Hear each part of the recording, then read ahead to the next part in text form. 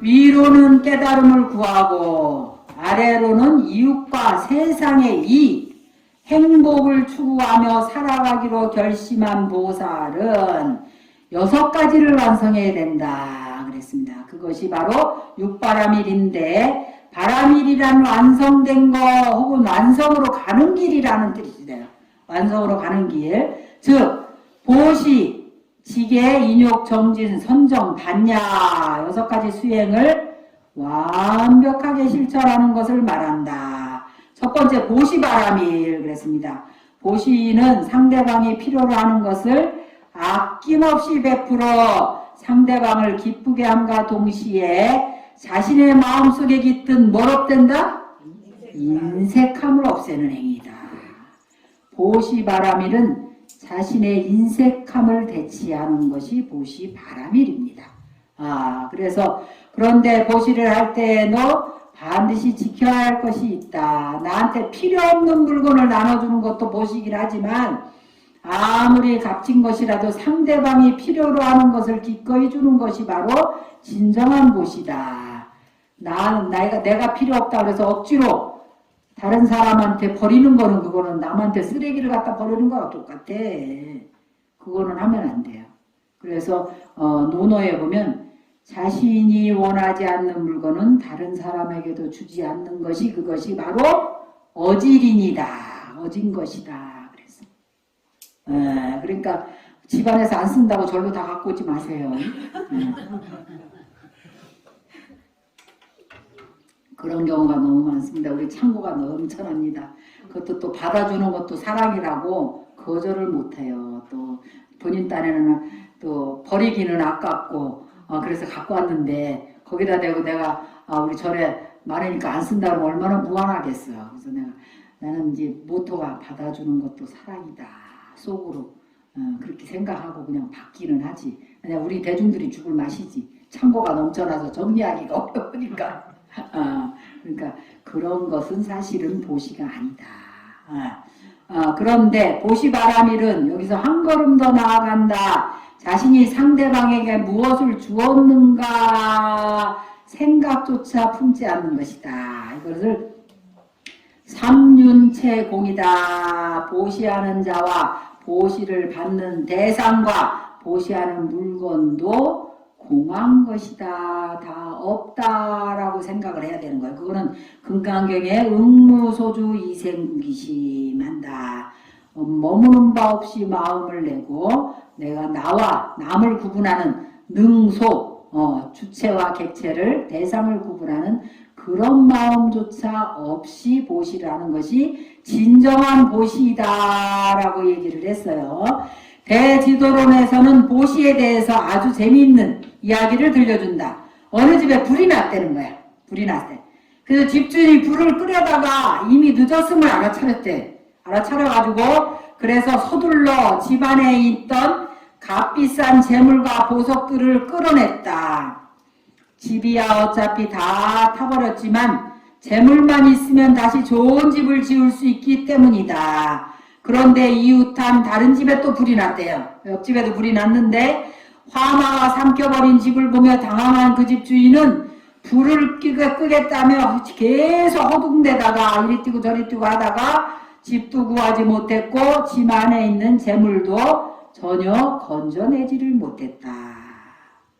이 이야기 속의 불난 집은 우리 육신과 재물의 덧없음을 비유한 것입니다.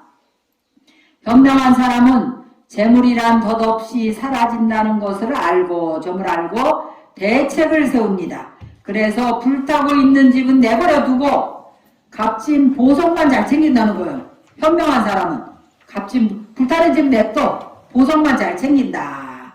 왜냐면 그 값진 보석으로 훗날 지금 불타고 있는 집보다 더 튼튼하고 멋진 집을 지을 수도 있기 때문이다.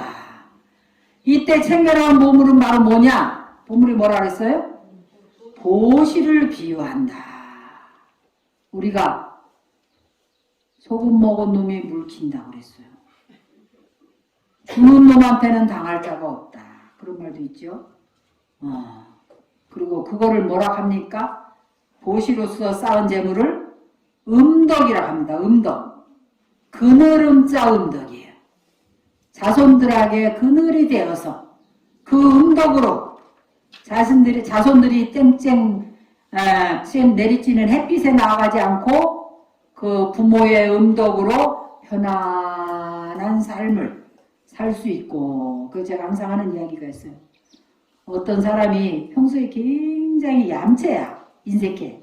그리고 맨날 남의 얻어먹기만 하고 야구르트 하나도 안 사줬다 이 말이에요. 근데 어느 날 자기 아들이 이번에도 뭐 민주당이 참패를 했더만 완전히 그래갖고 막 초상집이라 그래 민주당은 이번에.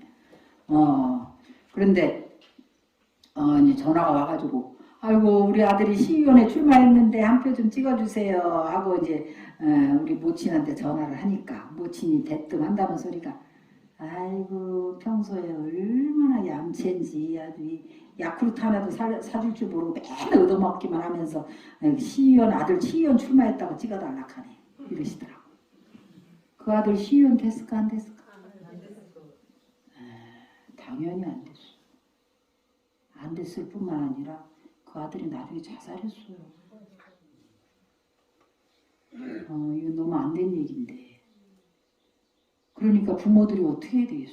그래서 나는 우리 신도들 보고 밥 살 일이 있으면 무조건 살아갑니다. 제일 먼저 사라 그래. 그리고 괜히 막 주라 그래. 괜히. 바카스도 우리도 뭐 여기 그 택배 아저씨들 먹으라고 맨날 바카스야 물이야 막 넘쳐나게 갖다 놓고 먹으라고 하고 주는 거예요. 그게 음덕입니다. 우리는 자식이 잘 되기를 바래. 자식한테는 뭐 아무리 많이 줘도 하나도 안 아까워. 그래갖고 절에다 시주하는 거는 10만 원도 아까워가지고 막 쫄쫄매면서 아주 한다는 이거 스님 내가 요번에 우리 아들한테 그 증여하느라고 증여세를 1억이나 내가지고 돈이 없어요. 내가 속으로 아이고 거꾸로 간다 거꾸로 가.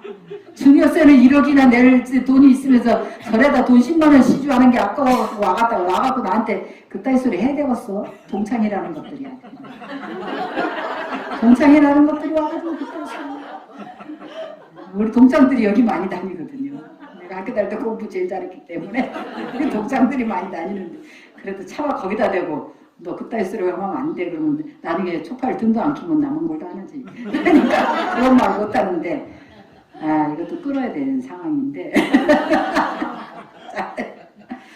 그렇게 얘기를 한다니까. 그게 잘하는 거예요 못하는 거예요. 자식한테 증여해서 1억, 증여세 1억씩 내주는 그것이 여기 보면 어떤 거예요? 불타는 집을 붙들고 있다가 결국은 아무것도 못 건지자는 거 똑같은 거. 음덕을 쌓아야 됩니다. 음덕. 그래 저기 중국의 그 역경에는 적선지가 필유여경이다. 불적선지가 필유여안이라고 했어요. 적선을 하지 않는 집안은 반드시 나머지 더 큰 재앙이 있다고 그랬어요. 그러니까 맨날 얻어먹으면 끝장이 나는 거야. 그러니까 그거를 내가 여러분들한테 뭐 보시받기 위해서 이런 거 협박하는 거 아니요. 이게 진리예요. 실제로 부처님이 하신 말씀입니다. 여러분들은 불교를 믿는다고 하면서 무늬만 물자요. 왜 안 믿는 거야? 공부 좀 하시오. 공부 좀 하고 수행을 해야 그게 실천이 돼. 내가 체득이 돼야 돼. 내 몸과 마음으로 깨달아줘야 실천이 나오는 거야. 그래서 여기 보면 이때 챙겨나온 보물은 보시를 비유를 한다. 이게 바로 음덕인 겁니다. 재물은 영원하지 않아서 반드시 주인을 배신한다고 그랬어요. 배신하고 떠나가지만 덧없는 재물을 영원한 것으로 만들 수 있는 방법이 바로 베푸는 보시입니다. 게다가 상대가 원하는 것을 상대가 필요로 할 때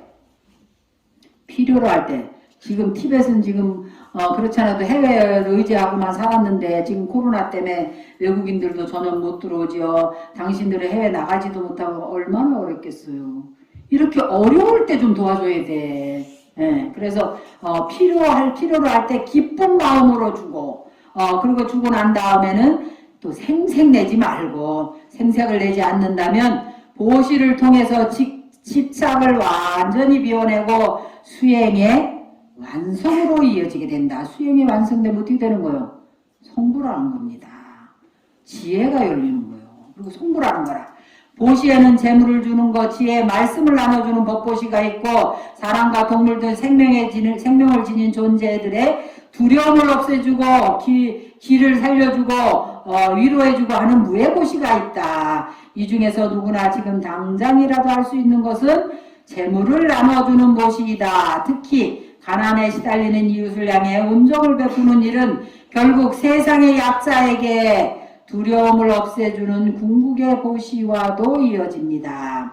한편 재물을 주는 보시 외에도 재물 없이 할 수 있는 7가지 보시가 있습니다. 그것을 무죄칠시라고 하는 것인데 경전에서는 무죄칠시에 대해서 다음과 같이 말합니다. 자, 우리 함께 읽어보겠어요. 부처님께서는 말씀하셨다. 7가지 보시가 있으니 재물을 손해보지 않으면서도 큰 과보를 얻는다. 첫째는 눈의 보시니 언제나 좋은 눈빛으로 부모, 스승, 사문, 바라문을 대하는 것이다. 이렇게 좋은 눈빛으로 사람을 대하면 다음 생에 청정한 눈을 얻고 훗날 부처가 되어서는 하늘의 눈이나 부처의 눈을 얻을 것이다. 눈빛을 좋게 하면 눈이 아름다운 사람들 많죠. 그리고 천안을 얻는 거. 천안이 뭐예요? 천안통이요. 다 보이는 거야. 그리고 부처의 눈. 일체 중생들을 다 숙명이라는 모든 걸 알 수 있는 부처의 눈을 얻는다는 거예요. 그러니까 눈빛을 부드럽게 하세요. 저도 사돈 낱말을 못해. 눈이 세가지고. 오늘부터 밤만 떠야 되겠다. 둘째는 온화한 얼굴과 같이 읽으세요. 온화한 얼굴과 즐거운 낯빛의 보시니 부모, 스승, 사문, 바라문을 찡그린 얼굴로 대하지 않는 것이다. 특히 어른을 대할 때 찡그린 얼굴로 대하면 안 됩니다. 그래서 논어에서도 부모에게 효도하는데 가장 어려운 것이 얼굴색이다 그랬어요. 부모님들한테 참 얼굴색 편안하게 하고 부드럽게 하기가 쉽지 않죠. 그래서 효도 중에 가장 어려운 게 얼굴색이다 그랬습니다. 그래서 이렇게 온화한 얼굴과 즐거운 낯빛으로 사람을 대하면 그는 다음 생에 어떤 얼굴? 단정한 얼굴을 얻고, 본인이 좀 안 단정하다고 생각하는 사람들은 반성을 좀 하셔야 되겠어요. 지금부터라도 얼굴빛을, 그죠? 거울 보고 좀 연습을 해가지고, 온화한 얼굴을 하면은, 내 생에 단정한 얼굴을 얻게 되고, 훗날에 부처가 되어서는 순금색의 몸을 갖게 된다. 몸에서 빛이 나는 거야. 그런 순금색의. 그래서 우리 부처님은 작은 광빛이다. 약간 구릿빛 비슷하면서도, 이렇게, 인도 가니까 진짜 그런 사람들이 있더만. 너무 인물이 잘생겼어. 그리고 막 약간 구릿빛이면서도 그 피부가 그렇게 아름답대, 빛이 나고. 그래갖고 막 넋을 놓고 쳐다보는 거야. 그러면 그 사람들은 계급사회잖아요. 다 그런 사람들이 귀족이더라고. 그럼 우리가 넋을 놓고 쳐다보면 엄청 기분 나빠해. 왜냐면 우리같이 빡빡 깎은 사람들은 금방 상당한 사람들이 머리를 빡빡 깎더만. 그래갖고 옆에 가는 것도 싫어하고 그 사람들은 스님이라고 존중하고 이런 거 없어. 엄청 기분 나빠하더라고 쳐다보니까. 근데 우리는 진짜 눈을 못 띄게 그 사람들 너무 인물이 좋더라고. 그래서 우리도 이제 그렇게 온화한 얼굴을 하면 그런 좋은 몸을 갖게 된다. 자, 셋째는 말시에 보시니 부모, 스승, 사문, 바라문에게, 여기서 사문, 바라문은 수행자들이죠. 부드러운 말을 쓰고 추악한 말을 쓰지 않는 것이다. 이렇게 사람을 대하면 다음 생에 그는 뛰어난 말솜씨를 얻게 되며 그랬어요. 그가 말을 하면 다른 사람들이 절대적으로 믿어줄 것이다. 또한 훗날 부처가 되어서는 매우 뛰어난 말솜씨를 얻게 된다. 네 번째는 몸에 보시니 부모, 스승, 사문, 바라문을 보면 일어나 맞이하고 예배하는 것이다. 이게 사람이 공손해야 돼. 이게 공손한 거죠. 태도가 공손해야 됩니다. 특히 윗사람을 대할 때는 태도가 공손해야 되고, 겸손한 사람은 손해를 안 가, 어디 가도. 왜냐면 겸손한 사람은 낮은 데 자신을 처하기 때문에 물이 어디로 흘러요? 낮은 데로 흐르게 돼 있습니다. 기운도 낮은 대로 흐르게 돼 있어. 그래서 우리 신도들도 나보다는 우리 총무스님을 더 좋아하는 것 같아. 왜냐면 내가 너무 세가지고, 그죠? 우리 총무스님이 항상 잘 부드럽게 받아주고 막 이러니까, 이걸 이제 농담처럼 하는 얘기인데, 실제로 그렇습니다. 이렇게 좀 약한 사람들은 자신도 모르게 이렇게 약자의 편을 들게 돼 있어요. 그렇기 때문에 우리가 태도가 항상 공손해야 된다.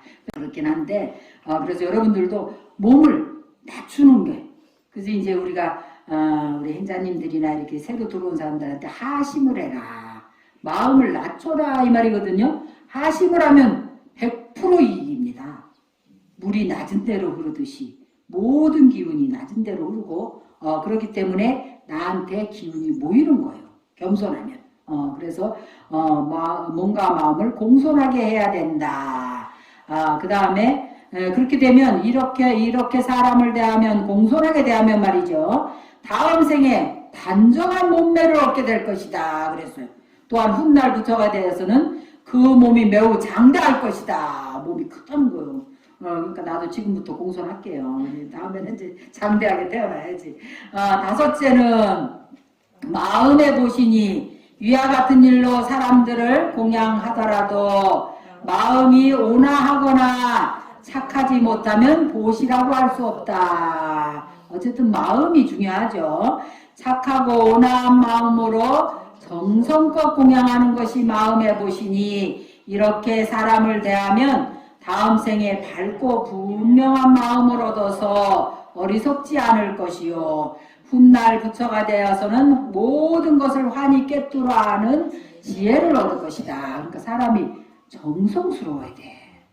근데 희한하게 우리 이제 그 승가대학 같은 데에서는 전에는 학인들이 반찬을 했어요. 채공이라고 공양주 3박 4일 살고 채공을 3박 4일 살았는데, 정성스러운 학인이 채공을 살면 음식 상이 굉장히 먹음직스럽고 마음이 환희로운 게 느껴져.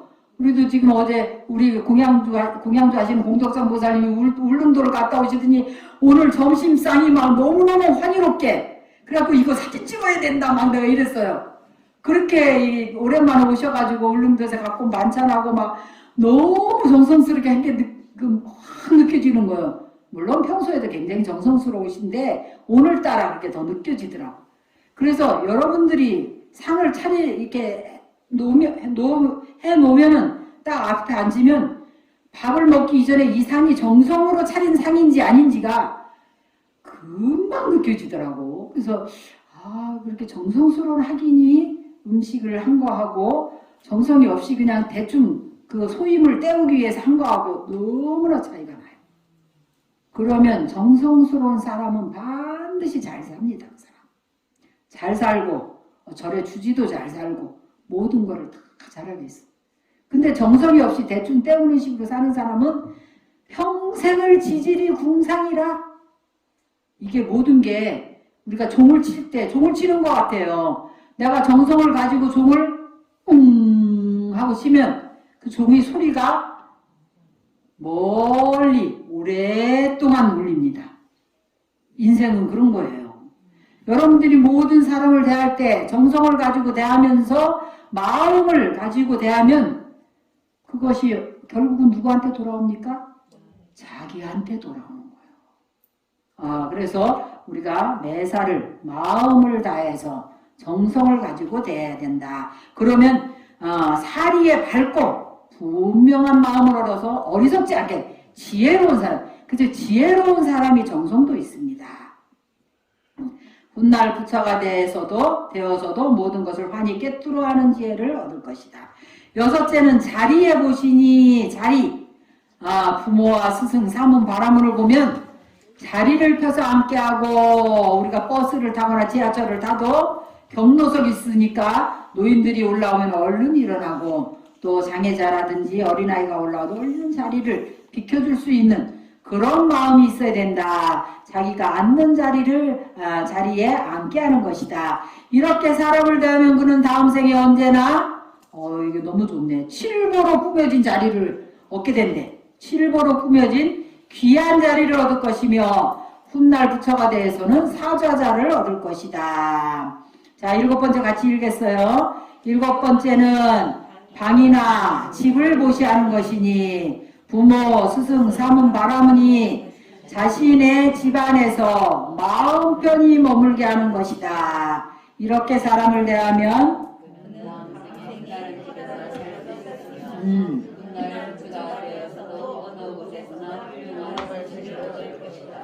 그래서 우리가 밖에서 이제 스님들은 또 다 어디 가시면은 절에서 이렇게 머물고 이래야 되는데 절에 이렇게 오시는 분들이나 며칠을 묵고 가시는 분들이 이런 분들한테 이제 편안하게 묵고 가실 수 있도록 그리고 자기 집에 찾아온 손님이 항상 편안한 마음으로 또 흔연하게 대접을 해줄 수 있는 그런 마음을 가져야 된다. 그런데 뭐 요즘에는 보면은 전부 혼자 전부 독방 체제다 보니까 혼자 편하게 있다가 누가 갑자기 우리 집에 손님이 온다든지 누가 들어와서 하룻밤이라도 먹을 것 같으면 불편해가지고 막 굉장히 힘들어해. 그래가지고 뭐 손님은 뭐 뒷꼭지가 이쁘다 하나 뭐요 빨리 갔으면 좋겠고 그렇죠.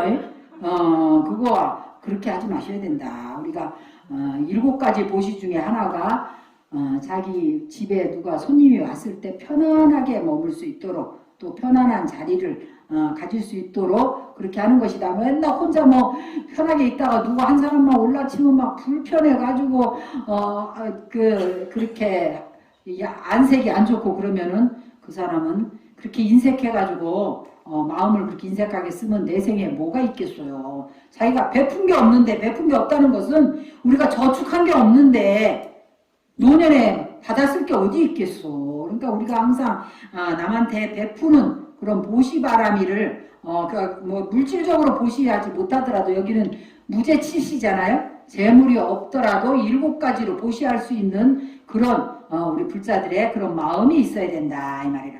자신의 행복을 위해서 가장 쉽게 할 수 있는 할 수 있는 선업이 보시입니다. 마음의 인색함을 없애주는 수행을 할 수 있을 뿐만 아니라 이웃에게 안락함을 나눠줄 수 있다는 장점이 있습니다. 어떤 수행을 할지 망설이고 있다면 가장 먼저 뭐의 뜻을 두라고? 보시행을 하는데 뜻을 두기를 권합니다. 그 마음이 가볍고 맑아질 것입니다. 그 다음에 이제 2번째가 지계바라밀이죠. 계를 잘 지키는 거. 불교에서는 무엇을 하든지 가장 먼저 계를 지킬 것을 권합니다. 계는 마음이 언제나 선을 향하고 악을 멈추도록 길들이는 역할을 한다. 계라는 게 뭐예요? 단속하는 겁니다. 울타리를 창을 들고 울타리를 지키는 거나 마찬가지예요. 그러니까 우리의 신구의 산문이 우리의 몸과 말과 마음이 흐트러지지 않도록 제어하는 것이다. 그래서 우리가 금강경에서도 얘기하잖아요. 어떻게 이 마음을 항복받으리고 내 마음을 항복을 받으려면 이 몸을 단속을 해야 돼. 왜? 이 몸은 내 마음이라는 물을 담는 그릇이나 마찬가지예요.